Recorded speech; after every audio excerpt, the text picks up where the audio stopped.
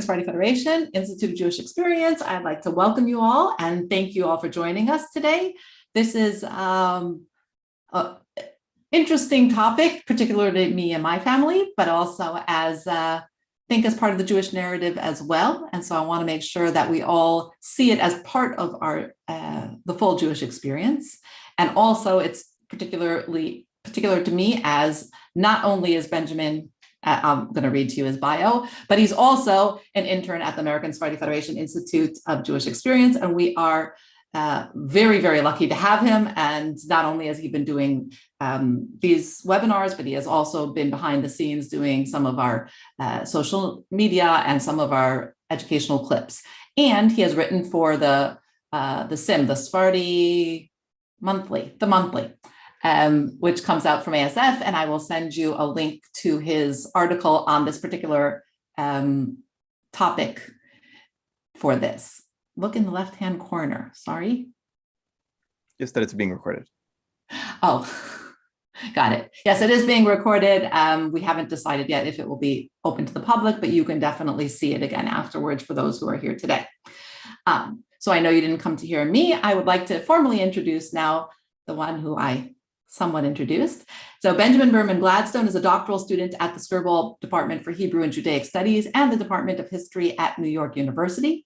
He graduated magna cum laude from Brown University in 2018 with a Bachelor's of Arts in Middle East Studies and Judaic Studies, and received honors for his thesis on the idea of an ingathering of exiles in relations between the American, Israeli, and Yemeni communities during Operation on Eagle's Wings, which some people might think it's a little familiar based on what we're talking about today. He was elected to Phi Beta Kappa in 2018 and spent 2018-2019 year in Jerusalem on a Fulbright's research scholarship. His writing about issues related to Israel, American Jewry, and Southwest Asian affairs has been published in the New York Times, Haaretz, Tablet Magazine, the Jewish Daily Forward, Tower Magazine, the Times of Israel, the Jewish Advocate, the Hill, the Brown Daily Herald, and the Brown Political Review, and I'm pretty sure there are one or two more that are missed here. But you'll have to just do a Google search on him because although he is young, he is quite impressive and quite scholarly, and we are really happy to have him with us today. We also today, before we get to that, logistics are your cameras and microphones are off, as you can see.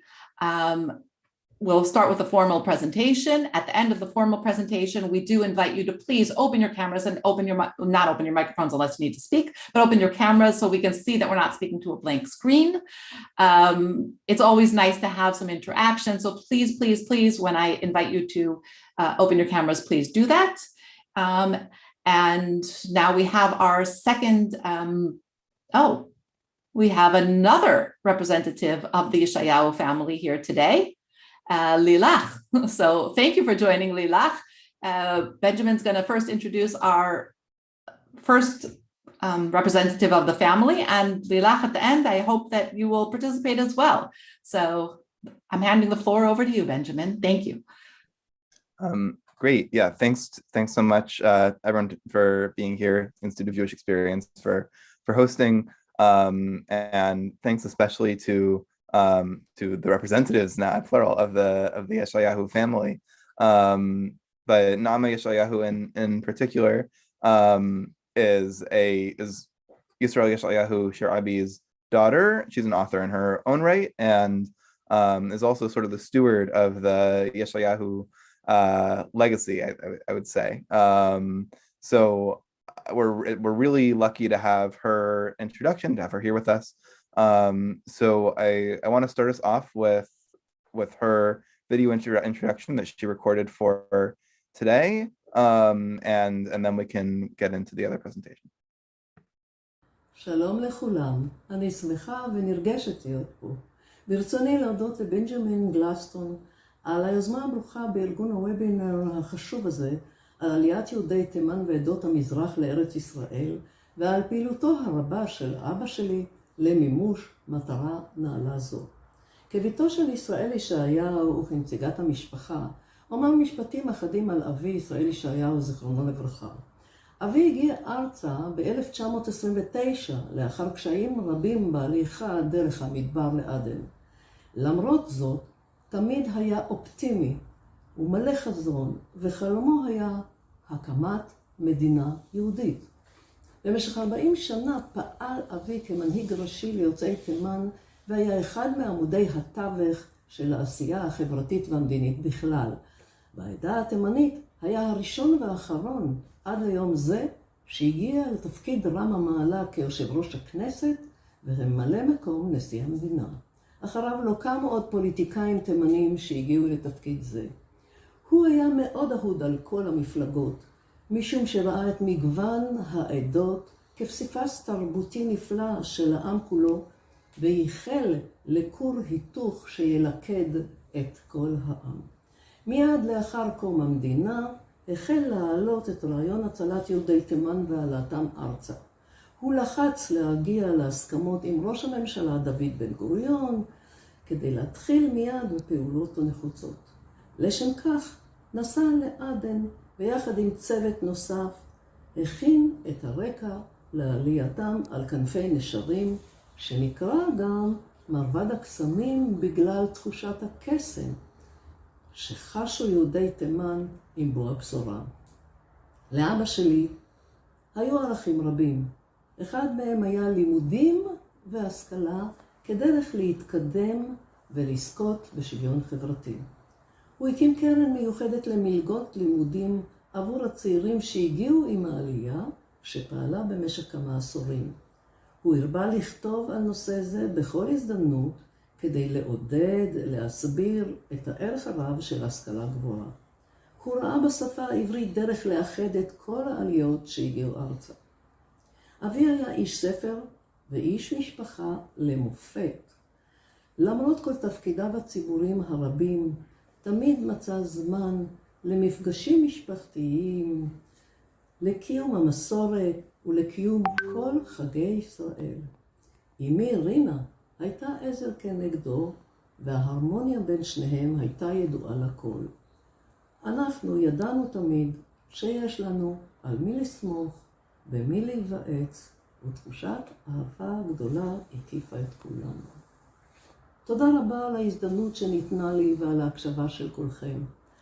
אני רוצה להזמין אתכם להכיר יותר טוב את אבי ישראל ישעיהו על עשייתו וחייו האישיים דרך אתר שהקמתי לו בעברית ובאנגלית. כתובתו רשומה כאן על הלוח.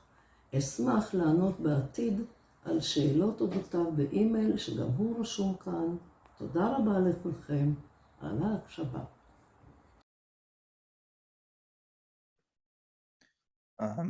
Yeah, thank you again so much, Nama, for sharing that with us. And we can let's try at some point to get that email address and website in the chat so that everyone has access to it. They'll be on the slides as well.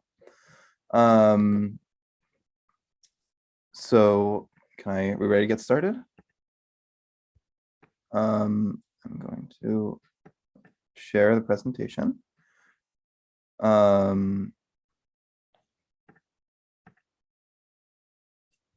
Great. Okay, so hello everyone again. Welcome. Eid Mubarak and Chodesh Tov to whomever is celebrating. So all right, news officially broke of Operation On Eagle's Wings in the fall of 1949. The Great Aliyah from Yemen and Aden, an airlift that ultimately included nearly 50,000 people, had been underway since June, and certainly it was very obvious to many in Israel what was going on, if only because of the sheer number of new immigrants. Yemen is not a big country, but you have to realize that these people emigrating did not have cars. They came on foot or, if they were lucky, on donkeys. Yemen isn't big, but it is and was dangerous. It's rife with all the typical dangers of a desert. In the 17th century, actually, most of Yemen's Jews were wiped out in a genocidal exile into the desert at Mawza. But there's also dire political and social instability in Yemen. Most Jews in Yemen were rural, and they depended on their tribal patrons to protect them from roving bandits and the whims of the sultans and chieftains around them. But on the road, they had no such protection. So the journey was often a perilous one. Not everyone made it. But whole families did make the trek. At the gates of Aden, the colony from which the planes to Israel took off, one migrant after another appeared, often hungry or sick, sometimes traumatized. Even the Jewish refugee camp in Aden was dangerous. Many people survived the journey only to die of disease in Aden. But finally, an Alaska airplane would arrive. The migrants would gather on the tarmac. You might have heard that some of these people had never seen a plane before, but remember that others, especially Adeni Jews, had even traveled the world. But even in their travels, they couldn't have seen a Jewish country because such a thing simply didn't exist a year before. We can question if it's best to call these people immigrants or refugees. Different people were more one than the other, and most were somewhere in between. But from their perspective, as they gave up their lives that they had known before, as they braved the dangers of the deserts their ancestors had barely survived, as they struggled to maintain hope in the refugee camps, as they crammed into airplanes with seats removed in order to fit more people, and finally as they touched down in their ancestral homeland, they were something else entirely. They were Olim, people who ascend, the name reserved for Jews who immigrate to Israel. As the story of the massive operation started to trickle out, the Israeli government decided to try to control the narrative with a press release. Yemeni Jews, the Israeli government announced, had, quote, cherished the Zionist ideal in their hearts for centuries. Now they were coming home. The American Jewish Joint Distribution Committee, a non-Zionist philanthropic behemoth that actually sponsored the operation and chartered the planes, released a statement of its own a full month later, stating that Israel's decision to absorb Yemeni Jews, quote, exhibits the absolute determination of the new state to offer haven to distressed Jews despite all possible resulting hardships, end quote. Note the difference. The Israeli government described Yemeni Jews as Zionists, attracted by the pull of a Jewish sovereignty in the land of Israel. The Joint Distribution Committee saw them as distressed and even as potential economic burdens.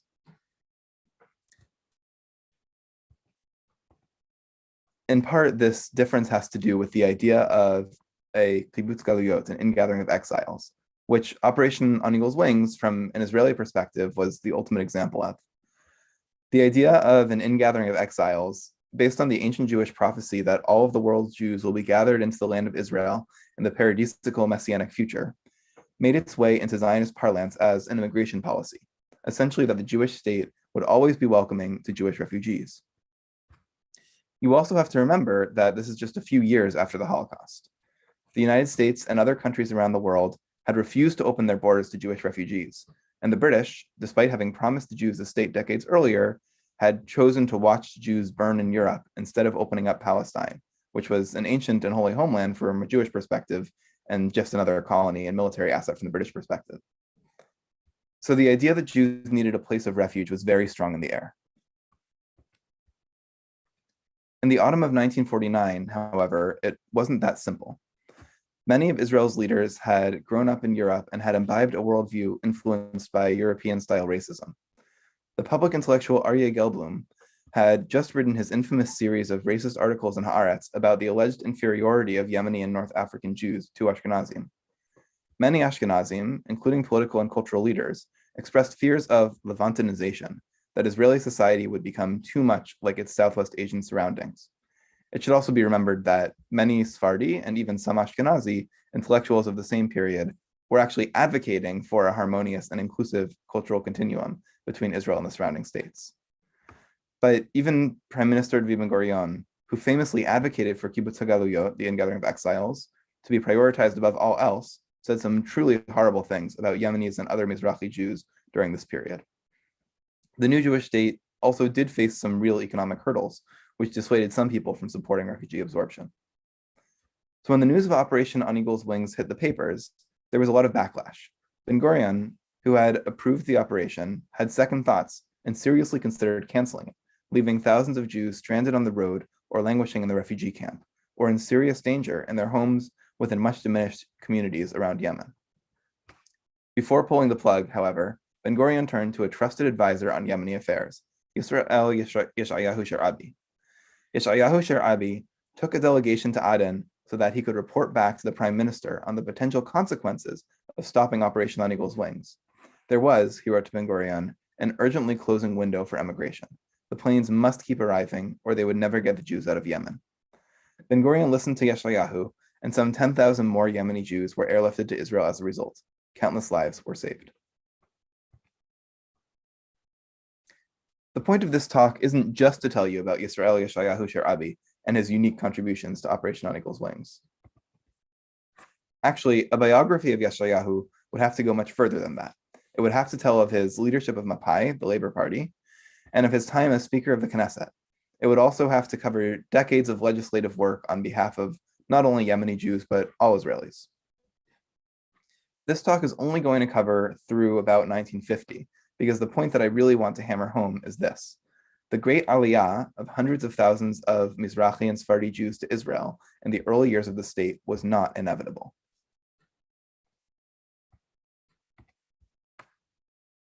Many people here have probably heard some version of this old-fashioned narrative.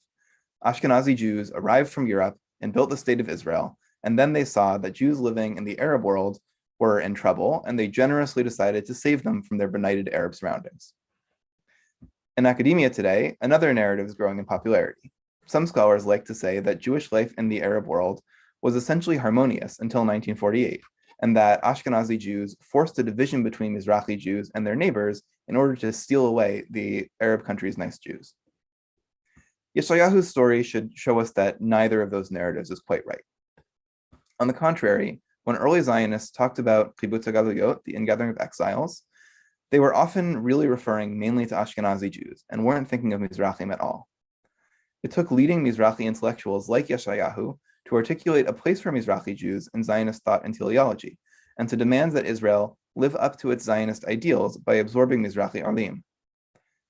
Yesh ayahu was not the only one, and he mainly spoke about the Yemeni Jewish community in particular, so we'll need to do more research to know if there were similar figures doing the same thing for the Iraqi and North African Jewish communities, say.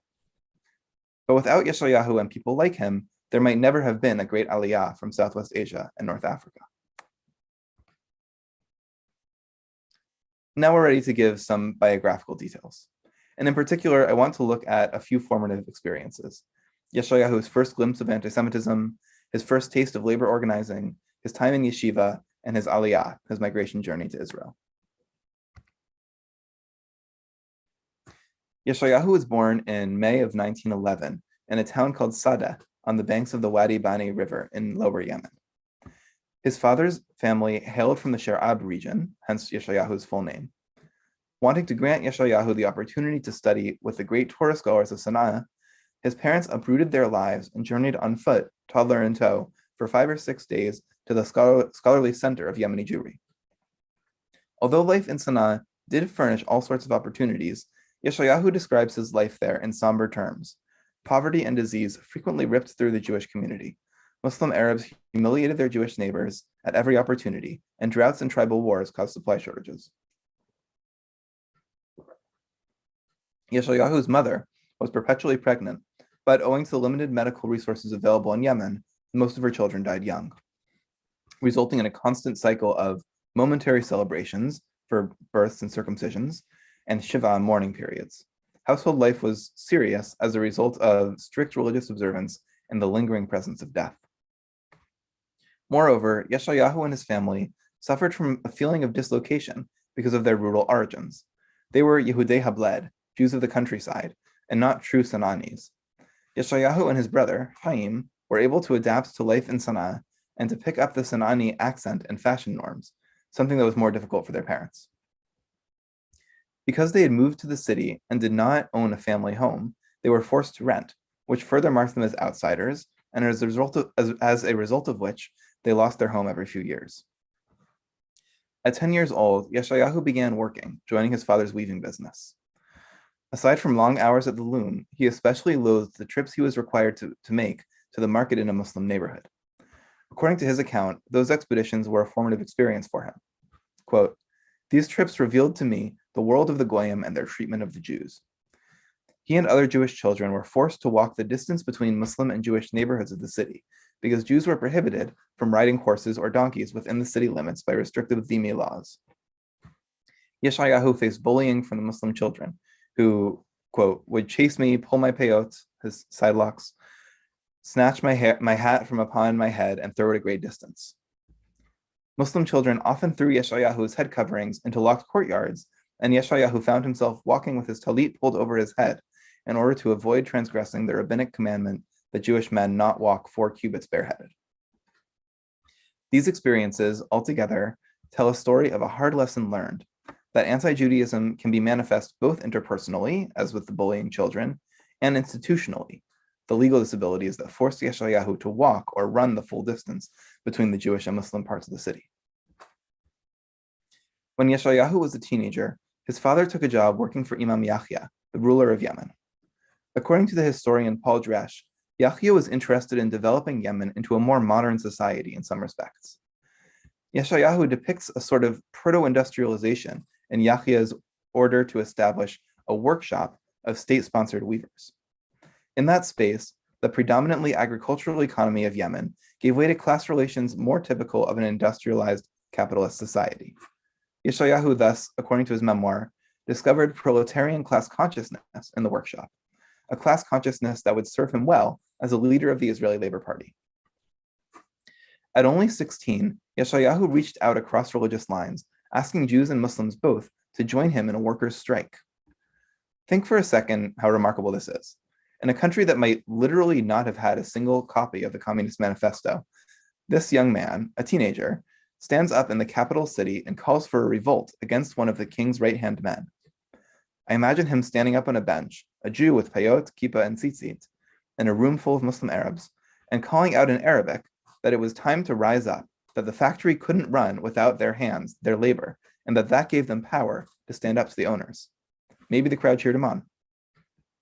According to Yeshayahu, he and a Jewish comrade marched with 100 to 120 Jewish and Muslim workers to the home of the factory foreman, Yahya's deputy, Abdullah al-Omri. But once they arrived, things turned sour. Al-Omri gave the Muslims a chance to disperse, and they did, leaving the Jewish workers vulnerable to dangerous repercussions.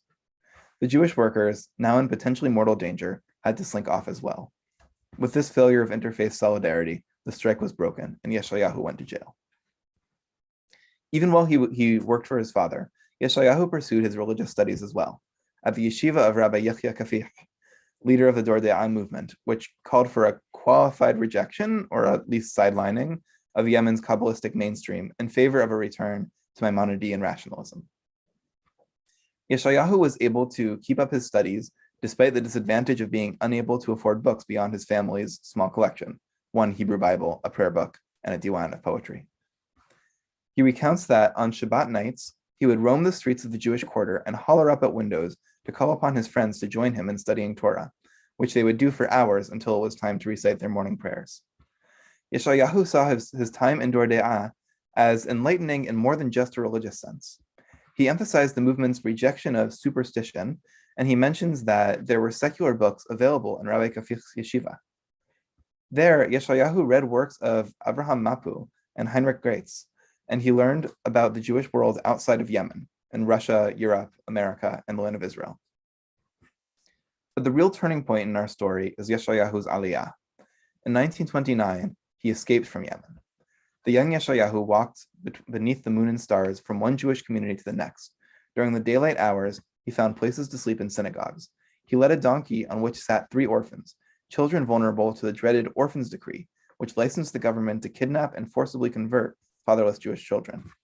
A 4th orphan, the oldest of the group, walked by Yeshayahu's side. In 1929, the year of Yeshayahu's Aliyah, children needed to be smuggled out of the imamate under cover of darkness. When he finally reached Aden, Yeshayahu struggled to sustain himself, and struggled even more to actually get to emigrate to Palestine. Finally, he managed to trick a British clerk, which was necessary then, to obtain a certificate of immigration. As soon as Yeshayahu arrived in Palestine, he began his work for the cause of Yemeni rights. Although his first day job was in the vineyard, he also quickly became involved with the Yemeni Union and found mentors among its members. As early as 1931, Yeshayahu worked with Yemeni Union leader Avraham Tabib on a propaganda project, co-editing a one-time publication called Hashofar. He wrote about the suffering and deaths from starvation and disease of the Jewish refugees stranded in Aden and unable to make their way to Palestine, tragic conditions to which he himself had only recently been subject. He also wrote of the failures of Jewish national institutions to provide for Yemeni Jews in Palestine, which is really the primary thesis of the Yemeni Union's advocacy, and he urged young Yemenis not to be ashamed of their heritage. After a few years splitting his time between the vineyard and his Yemeni activism, Yesh ayahu found a new job as a secretary for Ezrat Achim, an association and clinic that provided medical and other resources to the Yemeni Jewish community. There he met Rina, a nurse at the clinic and soon a close friend. 2 years later, Yisrael and Rina were married. From Ezrat Achim, Yesh ayahu took a job working for the Histadrut-affiliated Yemeni club. From the perspective of some leaders of the Yemeni Union, which frequently clashed with the Histadrut over Yemeni workers' rights, this was something of a betrayal. And in fact, Yesh ayahu spent a good deal of time in the ensuing decades working against the Yemeni Union. But while Yesh ayahu shared the Yemeni Union's goal of promoting Yemeni rights in Israel, he came to have a radically different perspective than theirs on how to achieve equality. And it's important to understand that this split was not a personality difference, it was really an ideological difference between Yesh ayahu and the Yemeni Union. Whereas the Yemeni Union saw the Histadrut and other major Zionist institutions as irredeemably racist spaces, and hence sought to establish itself as a competing entity in Palestine, Yesh ayahu believed in a melting pot ideology and approach. Yemeni Jews would achieve equality in practice only when all Jews were fully integrated into a unified and Zionist Jewish superculture. In 1936, Yesh ayahu became the head of the Histadrut department of Yemenis and Adeni Jews. He leveraged his position as a Histadrut department head to become an important propagandist for Aliyah, immigration from Yemen and the Arab world. He penned articles, delivered speeches, wrote letters, and lobbied Labor Party leadership. I actually want to dwell a little bit on Yesh ayahu's particular brand of Mizrahi Zionist thought. There's a recent trend in scholarship, which is a really important and positive development, of writing about Mizrahi and Sephardi critiques of Ashkenazi Zionism. People like Yah-Shar, brilliant thinkers and important historical figures in their own right, took serious issue on a deep level with pieces of the Zionist ideology and called for radical reformulations of Zionism, although generally they were still Zionists themselves. That was not Yisrael Yesh ayahu. Yesh ayahu represents, instead, a school of Mizrahi Zionist thought that has been oddly neglected in recent years. He was a Zionist through and through, and saw his work as a continuation not of Yah-Shar's consciously Middle Eastern Zionism, but as a direct reflection of the mainstream labor Zionism of his day. He believes strongly in both the core and the aesthetic principles of labor Zionism, things like the Ingathering of Exiles, the melting pot, socialism, and Hebraism. But for him, each of these principles also needed to include Mizrahim in ways that were not at all obvious at the time. Most Zionists of the 1930s and 40s were Hebraists. That much is not unusual. But Yesh ayahu was so insistent on proper Hebrew that he apparently would correct the grammar of his colleagues during meetings. He wrote that the Hebrew letters ayin and het ought to be properly pronounced, not collapsed with the aleph and chaf, like often happens in Ashkenazi-inflected modern Hebrew. And to him, Hebraism was in part an antidote to Yiddish dominance, though he himself could get by in Yiddish, which was necessary for him to understand when outwardly Hebraist Zionist elites sometimes slouched into their native tongue behind closed doors. But he also saw it as exclusionary of the majority of Mizrahi immigrants. Modern Hebrew, in his idea, would put immigrants from all countries on a more even footing. Tributary, Ingathering of Exiles, is another core Zionist theme, which we've discussed. To Yesh ayahu, it meant a great Aliyah from all parts of the Arab world. He wrote in favor of this as early as 1943, when some other labor Zionists were still hoping to populate the Jewish state just with Ashkenazi. Yesh ayahu was also insistent on the melting pot as an ideal. He wrote, quote, "It is a mitzvah incumbent upon us not only to become familiar one man to his neighbor, but also to make our lives a melting pot into which he will be dropped. All exilic baggage, all shreds of exilic identity within this melting pot will be molded into one complete and strong nation as a block of steel, with one language, one culture, and one land." That much is kind of the standard melting pot narrative. But Yesh ayahu was very cognizant of the danger that the melting pot would become an excuse to normalize Ashkenazi cultural hegemony. So he insisted that, quote, "A prerequisite condition for this is that our heart be open and our will strong to know, to respect, and to love one another, to receive influence and to learn from one another all the good and the helpful. God forbid us from each seeing himself as the principal, and those who are different from him as secondary. Oi to the nation that is made up of different nations, each of which sees itself as the principal and foundation," unquote. Even his assessment of class relations was influenced by his position as a Yemeni leader. He saw the disadvantages that Mizrahi migrants tended to face as outgrowths of uneven material resources. Fundamentally, it was a class problem and not a racial or an ethnic problem, in his view. That said, just as wealth ought to be redistributed from the upper classes to the lower, so too was it the responsibility of Zionist institutions to close that socioeconomic and ethnic gap. Yeshayahu applied that same basic view to the Jewish-Arab conflict in Palestine. He saw Arab economic disadvantage as the driving force of the entire conflict, and thus he warned the Histadrut, the Labor Zionist sort of mega institution of the time, against making the same mistake they had with Palestinians, again with Mizrahi Jews. As much as Yeshayahu believed in the fundamental unity of all Jews and the potential unity of all people, he did pay special attention to his fellow Yemenis. He devoted a great deal of ink and breath to promoting a certain image of Yemeni Jews, one that was in many ways a continuation of the image he must have learned to promote while at the Yemeni Union. Although in fact few Jews in Yemen were farmers, Yeshayahu echoed the Yemeni Union idea that Yemeni Jews were especially adept at agricultural labor, a prized quality in a Zionist movement trying to build Palestine into a sustainable society and economy. He stressed that Yemeni Jews were, and according to him, always had been, especially Zionist. He emphasized the hard times and persecutions that Yemeni Jews had had to endure in Yemen, a sign both of their toughness and that they survived the various challenges, and their common experience with European Jews. Yeshayahu also made much of Yemeni cultural authenticity, an idea laden with problematic baggage, but also helpful to Yemeni Jews when making a case for themselves in Israeli society. Even Gelblum, remember we mentioned his racist articles earlier, even he was forced to pull some punches in his tirade against Mizrahi Jews when it came to the idea that Yemeni Jews had old traditions of cultural value to offer. And that cultural authenticity idea was very much promoted by Yeshayahu. Maybe the most essential moment for the promotion of On Eagle's Wings, though, came in December of 1947. Just a few days after the United Nations passed Resolution 181, calling for the partition of British Palestine into one Jewish and one Arab state, riots broke out in Aden. The Zionists had supported partition, that is, sharing the land of Israel-Palestine, but the Palestinian leadership and Arab states had rejected it, demanding that the entirety of the land of Israel be Arab. The Independence War broke out in the land of Israel, and riots broke out against Jews all over the Arab world.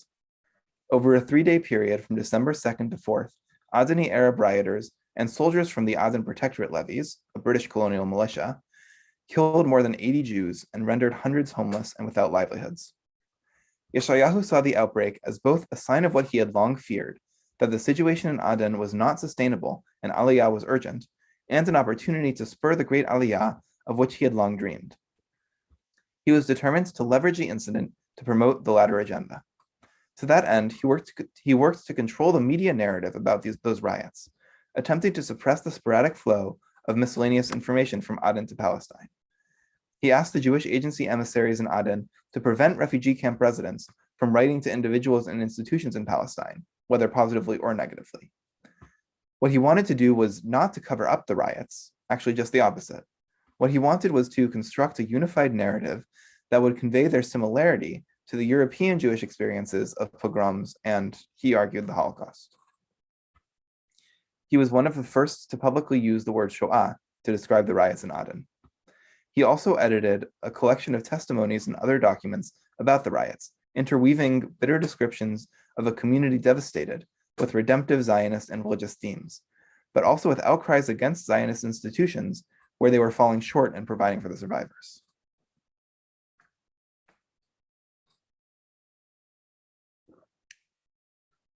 More important than any of his public-facing activity, though, were the crucial discussions that happened behind closed doors at the time. According to Yeshayahu's account, he took the chance to discuss the plight of the Yemeni Jews with Ben Gurion in the wake of Aden's violence. Their conversation prompted the prime minister to call a second meeting of representatives of the Jewish Agency and the American Jewish Joint Distribution Committee, along with Yeshayahu himself, to, quote, discuss what to do and how to do it in order to facilitate the Aliyah of the Jews of Yemen who are still in danger in Aden and in Yemen. By the end of that meeting, thanks to some quick thinking by Yesh ayahu, Ben-Gurion had extracted a promise from the Joint Distribution Committee to fund the operation. Ben-Gurion's journal includes only 2 sentences about the riots in Aden and their aftermath. Quote, Yisrael Yesh ayahu demands a search for another point of departure for the Jews of Yemen, and Ben-Gurion would send someone to look into it. Yesh ayahu continued to press his fellow labor leaders for action, writing the following month to the whole Mizrahi leadership and demanding that they pay attention to the outcry of the Yemeni Jewish refugees who were displaced and dumped in Aden and its environs and who were abandoned to starvation and to death without mercy. That's a quote from his letter. In that letter, Yesh ayahu demanded, quote, recognition of the need for the Yishuv and the Histadrut to extend their assistance to the refugees of Yemen who are in Aden. This matter is important, and the thousands of souls from Israel lost to us on their way to the land of Israel are important, and I will not allow myself to rest for a moment, lest you neglect, God forbid, the necessity to save them. We'll get to the question in a second. From that point on, several attempts were made to find a viable exit point for Yemeni Jews.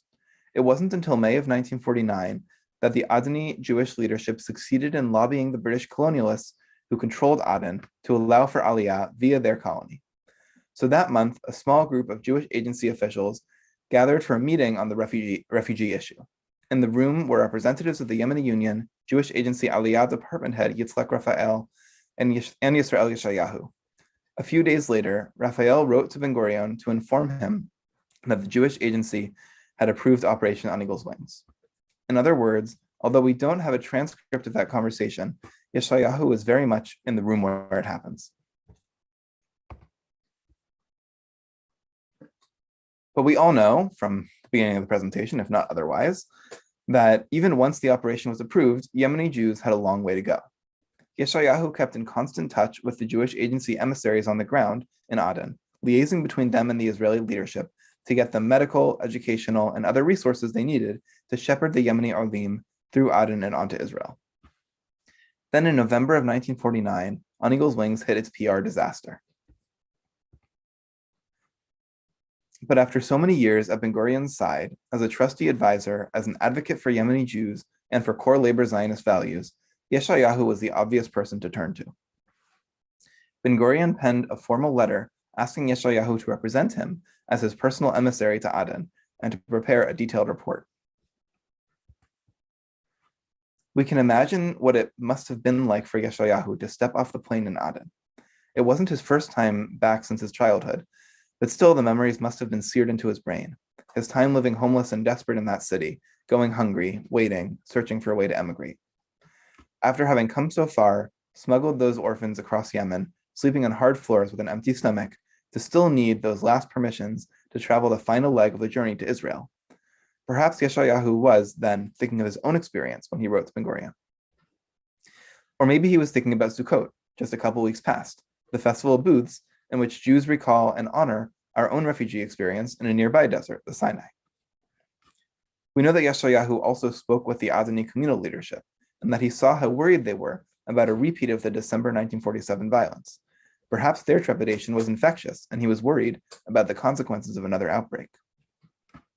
Maybe, surrounded by so much pain and misery among the refugees, he thought of nothing but Rina and how much he wished to be home with her. But whatever was motivating him, Yesh ayahu found a way to write redemption for the remaining Yemeni Jews. In fact, Yesh ayahu did more than just write a report. He created facts on the ground to make it difficult to stop the migration, whatever decisions were reached. He sent emissaries to Yemen to solicit more Olim, and he urged the British not to impose any restrictions that would result in flight delays. In the report itself, he reminded Ben-Gurion of the sacrifices that so many Yemeni migrants had made to get to Aden. He also emphasized the non-Jewish reactions to the ongoing operation. He wrote, quote, the Arabs in Aden and in Yemen are filled with feelings of admiration and jealousy about this awesome act of the redemption of the Jews, from the lowest of lives to the summit of joy. And he wrote that the English were filled with admiration and valued the magnitude of this human act, the likes of which they had never seen in the days of their lives. The respect for Israel and the respect for the state of Israel was raised to the highest summits in the eyes of the Goyim, no less than in the eyes of the Jews. and there is no doubt that it will be a signal among the Arab and Eastern nations and lands, end quote. Yesh ayahu also visited the hospital and met sick toddlers, reporting back that their lives and the lives of other children like them might well depend on Ben Gurion's decision. In all, there was simply no choice. Operation on Eagle's Wings must continue. Ben Gurion was thoroughly convinced. In a speech to Parliament, the Knesset, he referred to Yesh ayahu's report. Quote, I immediately sent a person to Aden to investigate the situation, and I received a full and detailed report on what was occurring through the Yemen. I heard of a messianic exodus from Yemen, the departure of Jews from all corners of the Yemen on foot, by vehicle, young and old, relinquishing their property, their health, their lives, and they were all headed for Aden, because from there it was possible to reach Israel. I dispatched a telegram to our friends in America that they should, for heaven's sake, send us additional planes to Aden to speed up the transfer of Jews from Yemen to Israel. Many people, of course, are involved in a massive national project like this, but I hope I've illustrated here how pivotal Yisrael Yesh ayahu-Shar abi was to Operation on Eagle's Wings. And I've tried to suggest that every major migration from the Arab and Islamic world probably depended on the unacknowledged work, cultural work, intellectual work, political work of Mizrahi and Sephardi leaders. Yesh ayahu went on to become a major leader in Israeli politics, and he was also really a scholarly person and produced a vast trove of documents, a robust personal archive. And I want to thank Naama Yesh ayahu again for the work that she's done in preserving that archive and for helping me to access it. The question this raises, though, is how many Yisrael Yesh ayahus don't we know about? What advisors, bureaucrats, emissaries, and lower profile politicians do we not think of as founding figures of the state who actually made Israel what it is today? If everyone had had careers as prominent as Yesh ayahu's and kept as robust a record of them, what more might we know about Israeli migration history? And could the great Aliyah even have happened without them? So those are questions that I'm trying to raise, and I will be happy to discuss them and everyone else's questions as we go. Thank you so much to think about. So that's good. Please, if you can stop sharing, and I am going to invite each of you now to be a panelist, which just means you're allowed to open your camera. So please accept to be a panelist, and please do open your cameras. There are a lot of people named the same thing here, so I'm not sure. You're going to have to introduce yourself when you say it, because I think people use the same link, which is fine. I'm saying. And just so you know, there are actually a few more descendants of Yisrael Yesh ayahu here today. So I would love if they would also introduce themselves. We have Tomer and we have Lilach. So please do introduce yourself. And then did you see, there is the question. I don't know if you know anything about that. Yeah, this is a very important question, and there hasn't been a lot of writing on. Well, first, say the question, please. Oh, sorry. The question is did Yisrael Yesh ayahu ever have an opinion on the issue of the Yemenite baby kidnapping? So this is sometimes known as Parshat Yoldei Teman. And for people who don't know, this is it's a very controversial issue. It's a very traumatic memory for especially a lot of the Yemeni Jewish community, where something like 1,000, the specific number is contested, but something like 1,000 children disappeared, presumably were kidnapped over the course of the migration. The process seems to be that Ashkenazi administrators and medical professionals would take sick children and not return them to their parents, and potentially put them up for adoption. This is a horrible trauma for the community. The state has apologized for it in more recent years, and there's been a lot more public discourse about it. I don't know if somebody else here knows specifically about anything that Yisrael Yesh ayahu himself said about it. I don't have that information, but it is important to acknowledge and think about, of course. Yeah, so if one of his descendants here happens to know, if he did, that can answer. I know Eli Chezi had a question. So I know you didn't want to turn on your camera, but if you want to open your microphone, you can open it.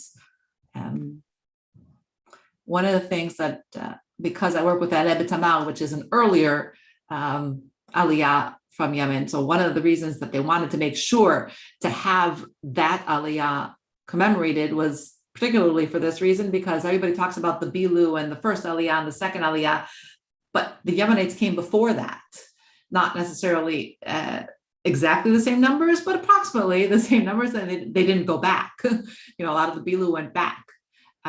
So it's important to notice that just because they're not commemorated other than in things like this, where we try to get the name of these important figures out, that there is a lot to be said about it. So if you have a question, you can either raise your hand or open your microphone, or let me just see, or type it in. Are there any Jews left in Yemen? There is one Jew left in Yemen. He is in prison. He's been in prison for 4 years at this point. I don't remember exactly. And they were the last few that were there that actually, many of them had left and gone back. But they were expelled about a year ago, I think. They went through Egypt and then to the Emirates. Sorry, that was a question to you, and I just happened to answer. Sorry. I know. That's great. So you have a question there? You want to read it, or you want? Yeah. We've got another question here. Whose vision of the melting pot of Zionism won out? Is this an ongoing process? How did the Black Panthers movement in Israel affect this question of integration between Ashkenazi and Mizrahi culture? This is a very good question. So it's important, I think, also to realize that there wasn't just one, the melting pot was not the only vision of cultural contact in Israel. There was a sort of competing vision. I mentioned Yesh ayahu-Shar of Shituf Galuyot, a partnership of exiles, which was more an emphasis on the cultural mosaic, on maintaining separate cultural identities that could live kind of alongside each other. And the melting pot went out in Israel's early years, in part because it was difficult enough to bring the communities together at all, and people needed to be able to speak one language. For example, literally speak one language to communicate and build an economy together and a society together and communicate politically, etc.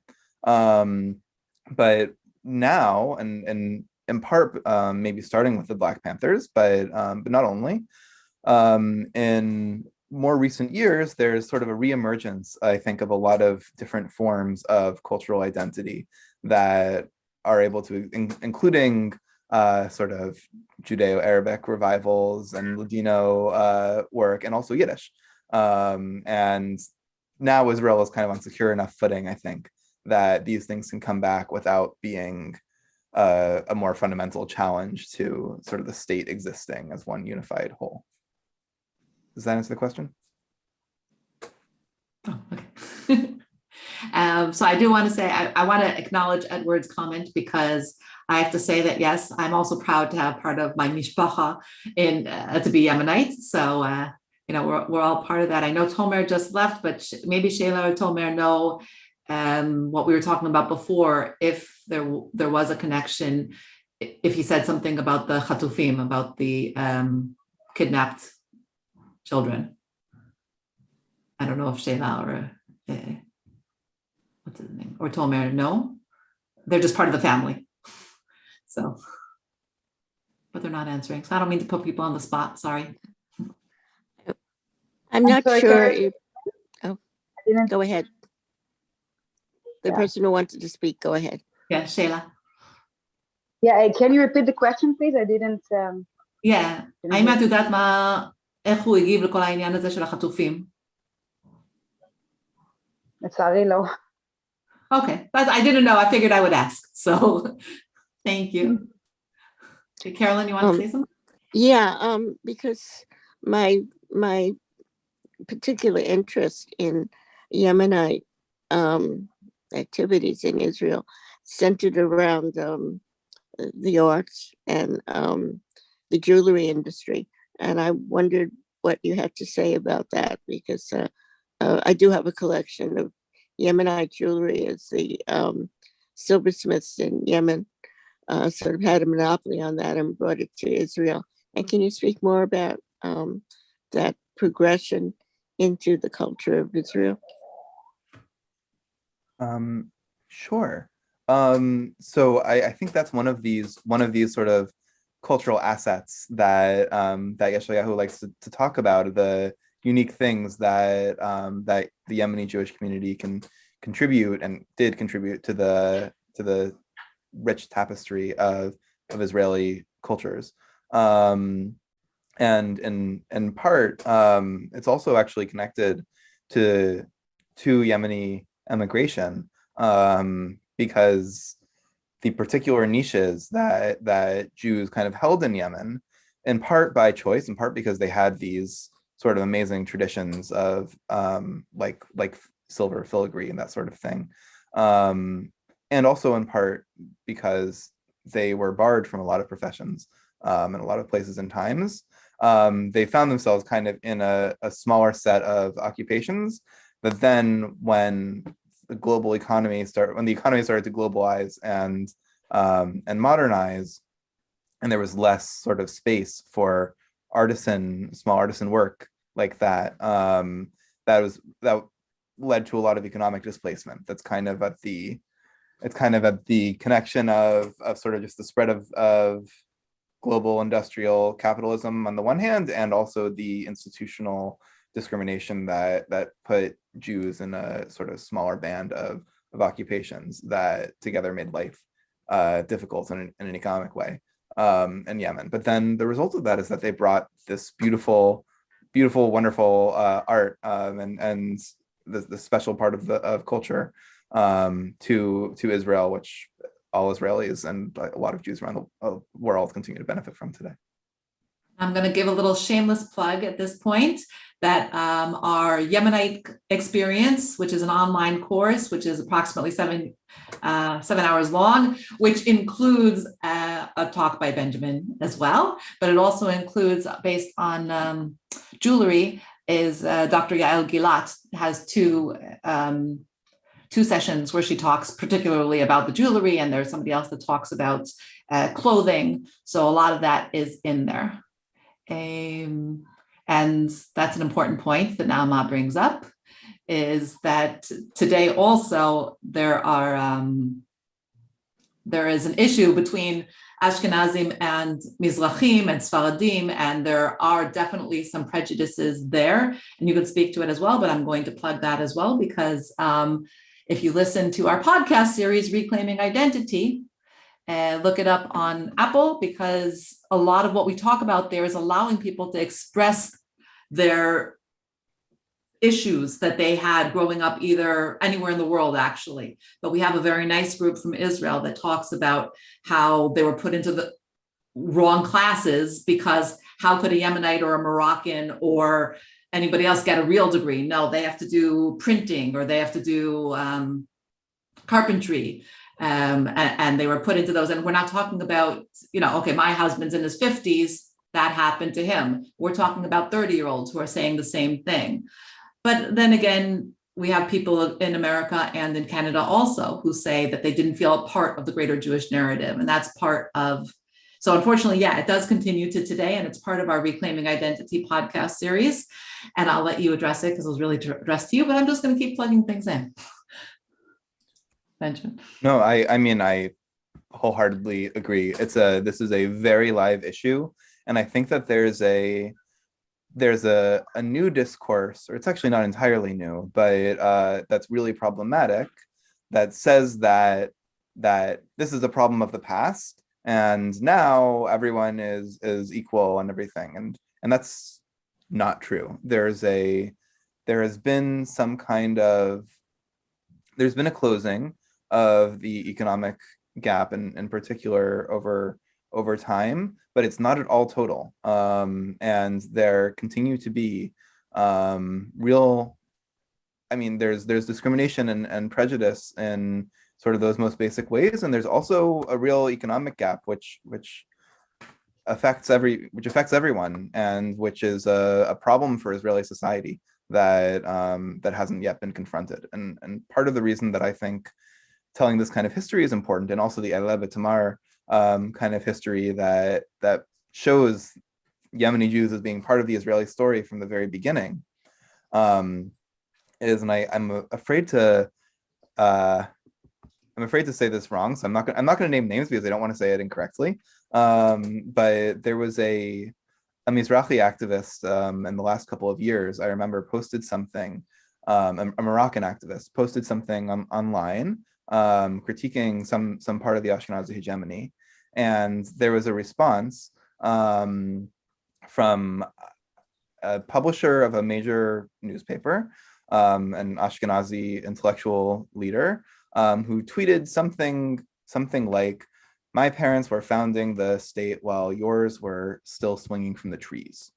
A racist comment, a horrible comment that sort of leverages this narrative that the state is essentially fundamentally Ashkenazi and Mizrahim are only guests there, in order to reinforce these prejudices and in order to quiet Mizrahi activists from sharing what they're feeling and experiencing, and from combating those prejudices. So that's part of why I think it's important to highlight the truth that this history is long. It goes back a long time, and it's both a history of discrimination and also a history of cooperation, and also a history in which figures like Yesh ayahu kind of really are founders and builders of the state, and that's part of why their story needs to be told. Excellent. We're going to go to Bruce. I just want to acknowledge also, we have another of his grandchildren here. So we have some great grandchildren and a grandchild. Ra'anan is another grandchild. Now we're over to you, Bruce. Thank you. You raise an interesting thing, this tension between Ashkenazi and Mizrahi Jews played out for many years, and somehow he was able to overcome that. And I'm wondering what you think the ingredients were that allowed him to do so. I can guess that, one, which is that you said he had a kind of a socialistic orientation that might have made him more acceptable to the Labor Party. But I'm curious, since he ascended so quickly and so early in the process, he must have been a special man, and there must have been some ingredients that he brought to the table that allowed him to be successful in that mostly Ashkenazi world. Yeah, thank you. It's a great question. So first of all, he really was special. It's one of these things where one of the ways that inequality operates is that sometimes people in a discriminated group can succeed, but they have to try twice as hard and be 3 times as good. And part of it is that he was just a brilliant man, a brilliant thinker, and an effective at utilizing the tools of the Zionist movement in order to hold the sort of the Zionist establishment to account for its own ideals. And I part of it also, I think, is something that we can call the radical flank effect. That's a term developed by Herbert Haynes. He developed this idea basically to talk about the Black Civil Rights movement in the United States, and the way that that Martin Luther King especially was taken more seriously when he was compared to the Black Panthers, the American Black Panthers. So some of what happened here, I think, is that the Yemeni Union was really becoming something frightening for the sort of Labor Zionist establishment, organizing Mizrahim against the labor establishment. And Yesh ayahu represented a really different set of ideas from that, one that would accommodate sort of the Labor Zionist mainstream, and promote the Yemeni cause, and justice for Mizrahim, without undercutting the sort of principles, the main tenets of Labor Zionism. And in part, he was someone that Ben Gurion and other labor elites felt like they could talk to. So I think that's also a factor. But of course, none of that would be possible if he wasn't the best of the best as a scholar, as a thinker, and as a politician. And then you were asked, that's a question I would ask too. What got you into studying this? Well, a lot of things, but the most important piece, I think, is just that I'm the center that I'm at NYU is the Center for Israel Studies. And I kind of think it's a broken field in Israel studies, where we basically focus on Ashkenazi history as though that is Israeli history, or we focus on Ashkenazi history up until the Black Panthers, and then all of a sudden Mizrahim are on the scene and have some influence, and only then. And part of what I'm hoping to do is correct that imbalance, because more than half of Israeli Jews are Mizrahi or Sephardi. And when we talk about Israeli history as Ashkenazi Israeli history, we're largely missing the points, I think. And just to add with a little positive, or so I guess you already answered her question, but if you could give a little hope for the future, I think that's what Naama was looking for. Yeah, I'm working on that. Do you think that his vision for this future could come to be? That did not sound right in English, but it sounded good in Hebrew. Right. Yeah. No, I mean, and I think, yes, I think that even though there are still huge problems now, the difference between the closing of the gap between Ashkenazi and Mizrahim in all kinds of ways, the socioeconomic gap, and also the sort of prejudice gap in the last few decades has been so enormous that it's still we can hold both things at once, both that there's continuing prejudice and racism and inequality, and those problems are not solved, and that it's an amazing success story that of the sort that usually doesn't happen between ethnic inequality usually does not come this far in a few decades. So I think there's a lot of room for hope that we're getting there. It's happening over time, and that can be true at the same time that we're not there yet. I think that's what I'm trying to say. I think so too. So thank you all. I think that we've at least addressed most of the questions. We appreciate them coming in. I'll be sending Benjamin's and Naama's email addresses in the follow-up email tomorrow. Thank you particularly to Ra'anan and Sheila, and I missed somebody. Oh, Naama, Sheila, Ra'anan. There was somebody else too. Thank you to all the Yesh ayahu family for joining us. I don't want to leave anybody out. We really appreciate it. And we have to continue the conversation, because this is the way to fight back, or to at least acknowledge that there is this discrepancy, and that's the way to show the pride. So thank you, Benjamin, for your research and for continuing it. And thank you all for coming.